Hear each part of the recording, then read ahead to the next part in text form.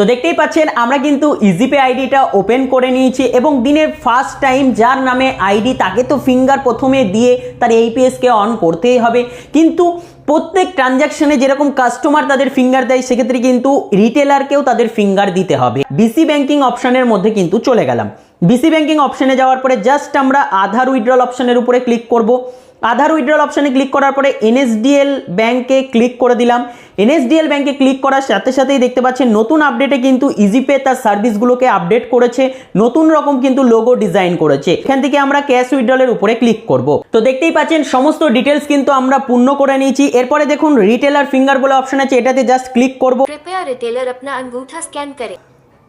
দেখুন স্ক্যান কিন্তু হয়ে গেল এবং সাথে সাথে নিচের দিকে তাকালে কাস্টমার ফিঙ্গার বলে চলে এসছে এবং এখানে দেখুন একটা 3 মিনিটের কিন্তু টাইমিং দিয়ে দিয়েছে। कृपया ग्राहक अपना अंगूठा स्कैन करें। এভাবে কিন্তু টাকা উইথড্রল হচ্ছে। তবে